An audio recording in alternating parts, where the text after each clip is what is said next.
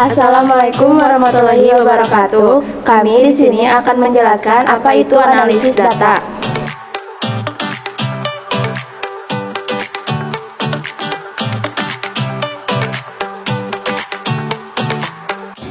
Data, menurut Kemdikbud, yaitu informasi dalam bentuk yang dapat diproses oleh komputer, seperti representasi digital dari teks, angka, gambar grafik, atau suara.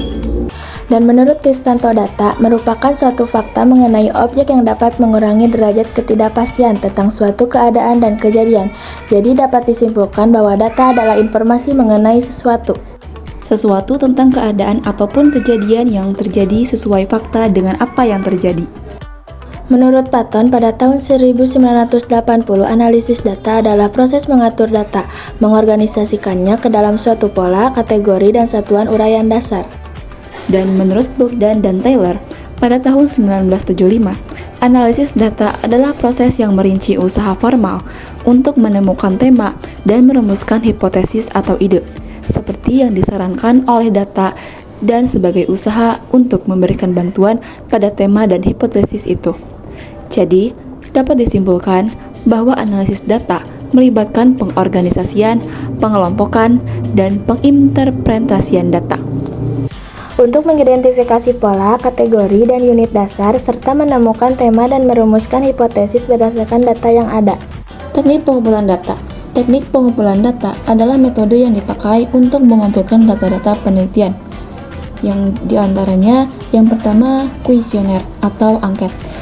Angket memberikan seperangkat pertanyaan ataupun pernyataan kepada responden atau orang yang menjadi target kita untuk mengumpulkan data untuk diambil jawabannya. 2. Observasi. Observasi melakukan pengamatan secara langsung ke objek yang ingin diteliti. 3. Wawancara. Wawancara mengajukan pertanyaan langsung kepada narasumber. Tujuan dari langkah pengumpulan data dan teknik pengumpulan data ini adalah demi mendapatkan data yang valid, sehingga hasil dan kesimpulan penelitian pun tidak akan dilakukan kebenarannya. Nah, kali ini di sini kita akan menunjukkan contoh seperti yang ditunjukkan pada buku informatika kelas 10 kurikulum Merdeka. Pertama, kita ketik print dalam kurung petik 2 tambah 3 pada notebook, lalu tekan run, dan kita tunggu hasilnya.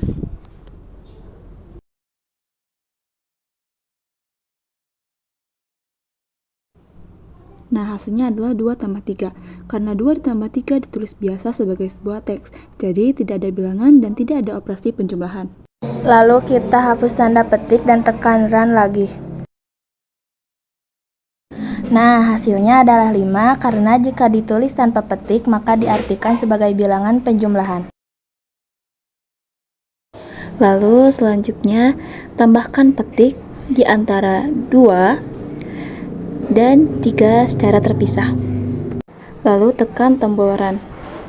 Nah, hasilnya ada 23 karena tanda petik dicantumkan secara berpisah. Hal ini berarti kedua teks cukup dijejarkan untuk mendapatkan jawaban yang tepat. Nah, itu adalah contoh dari penggunaan Google Colab. Kesimpulan 1. Data adalah informasi mengenai sesuatu, baik keadaan maupun kejadian, yang dapat diproses oleh komputer dalam berbagai bentuk seperti teks, angka, gambar, grafik, atau suara.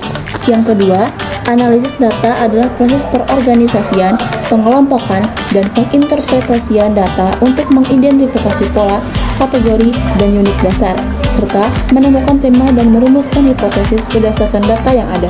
3. Teknik pengumpulan data adalah proses sistematis dalam mengumpulkan data untuk analisis yang dapat dilakukan melalui angket atau kuesioner, observasi langsung, atau wawancara dengan narasumber.